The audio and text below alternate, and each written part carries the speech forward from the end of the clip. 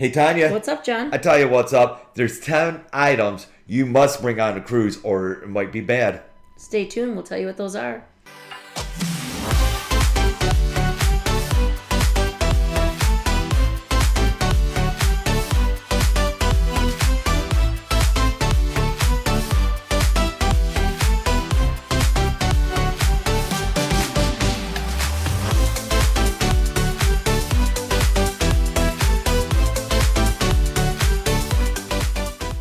Okay, so we're going to start off with number 10. It's 3D vision. Are these in any particular order then? My order. Okay. How's that? It's the order of John from TJ Fun. All right, so let's get serious.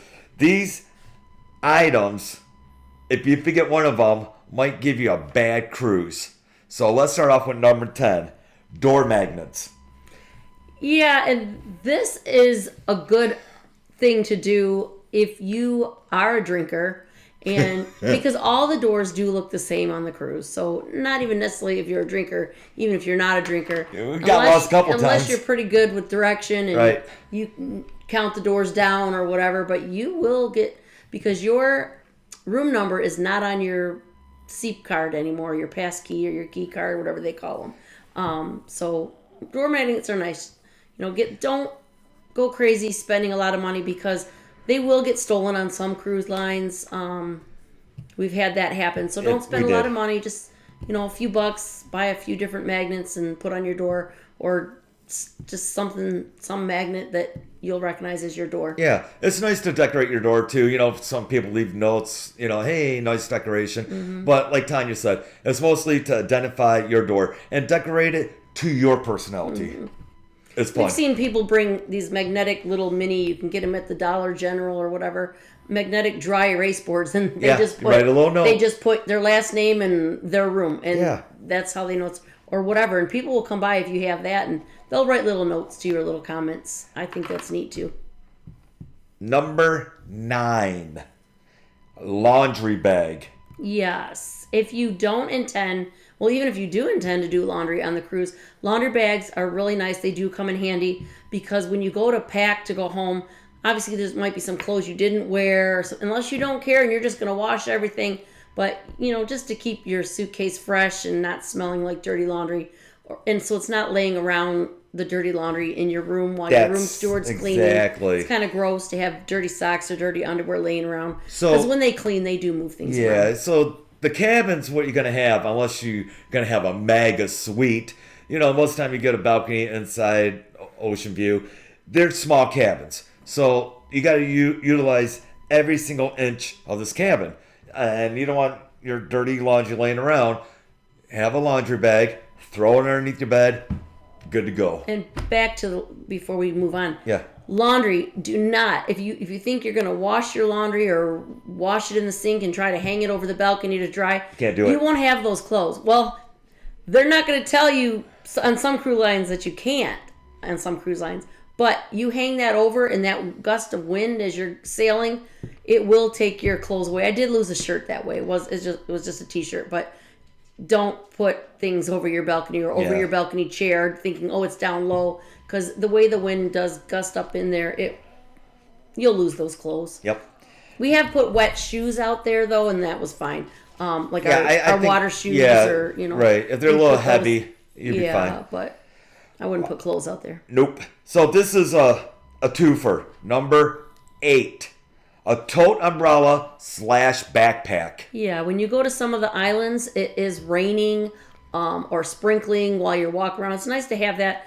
And when we say backpack or like beach bag or something, keep it separate if you're carrying a bunch of stuff like your passport than your beach bag, because you tend to throw wet towels in your beach bag. Your passport's going to get destroyed.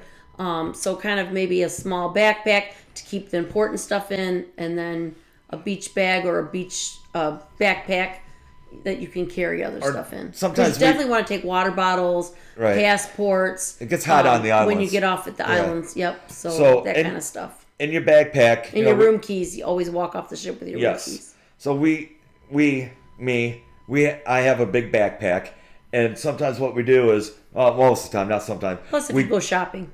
Yes, it's good for shopping. Put items in it. Get a Ziploc bag and put your passport in a Ziploc bag. Or in our case, Tanya keep it dry. Yep, Tanya hangs onto our passport because I might lose it. Yep. Yep. Oh, he's lost it a couple. Not the passport. Not passport. The CPass card where you still have to go. Don't panic. Try not to lose them. But he's lost them in the ocean a couple times, and you just have to go through security. It's a big mess you got to go through. But you can get back on the ship. That's why you have a passport. You have to carry your passports off the ship at every time. So all right, just keep that in mind. Number 7, your phone charger.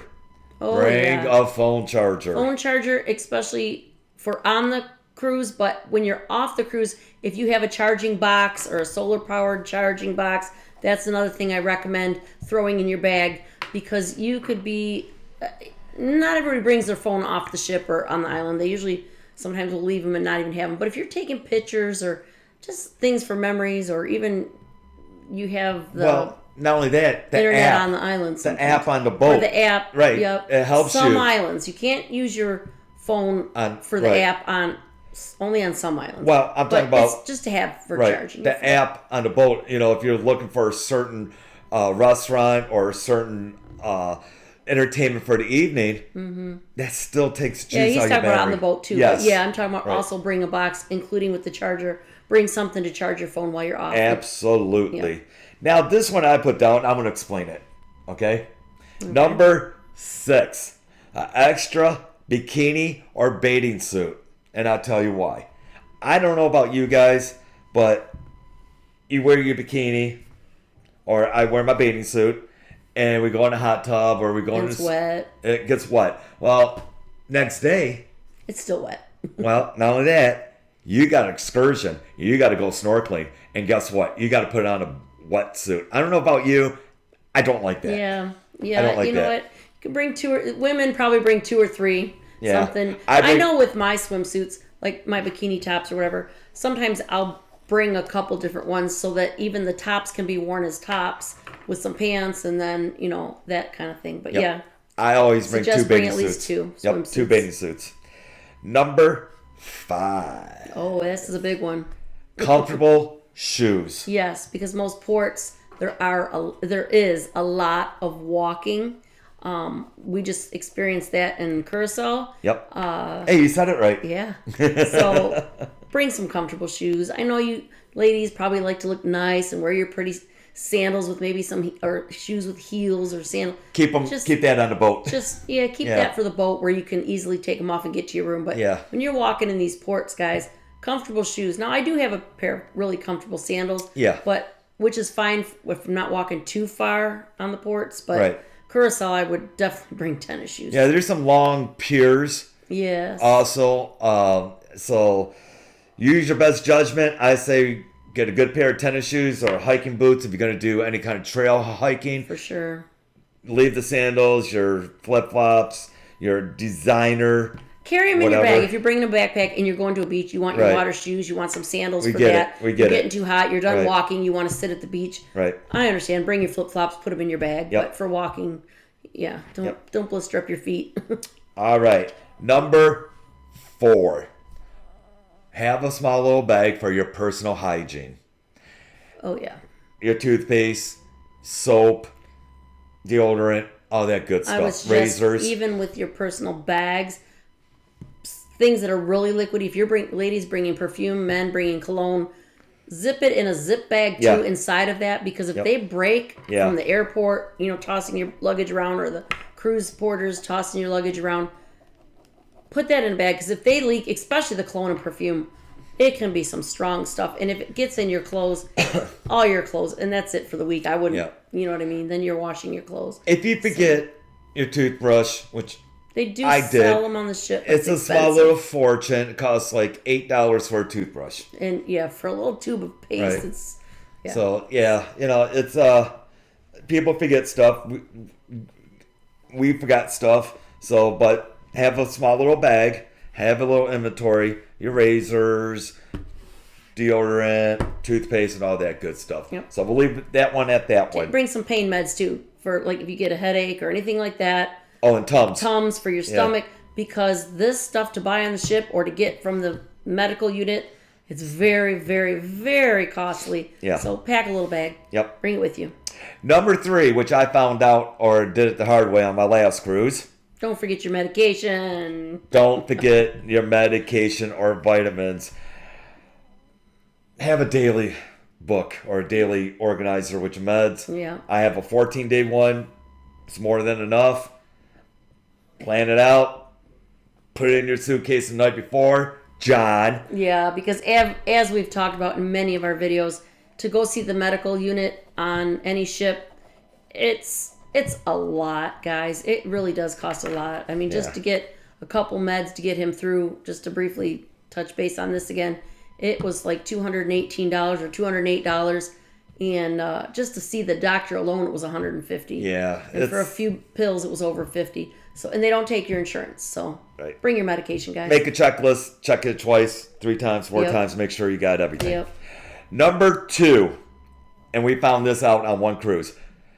Bring a hard copy paper boarding pass. Yes, because in some of those ports or those cruise ports, when you get in there and you have to show them your thing, Your and it's digital, on your phone, your digital pass. the internet doesn't work very Right. well in some of those places. Yes. So, and then you have to step outside. They'll tell you to screenshot it, come back in. Right. You're in and out of lines. Obviously, they usually will let you come through the line again, but it's a big hassle, guys. Right. So just bring a copy, and make sure you don't leave it in your luggage.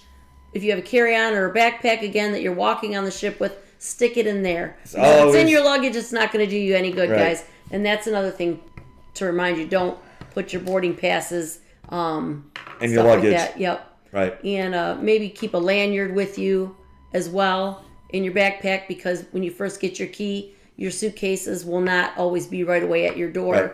And you're going to be carrying your key card around, and you're liable to set it down and lose it somewhere. So Keep that in mind. definitely download to your phone, to your wallet on your phone. Definitely take a screenshot, and definitely bring a hard copy of your passes, because you never know. You got 1, 2, 3 backup ways to get on that boat. Yep. And I want to go cruising. Yep. Yep.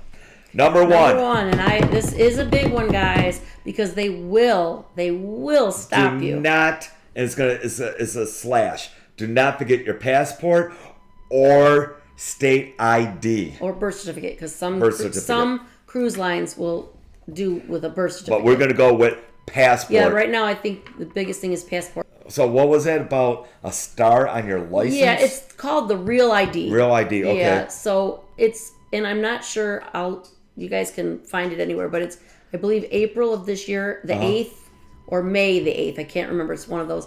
It's going to be mandatory to fly. Your license has to have that. Really? So that's all the details I know on that right now, but Wow. you guys can look that up, the Real ID, in order to fly. You can Google it, anything, it'll tell you about it. Passport.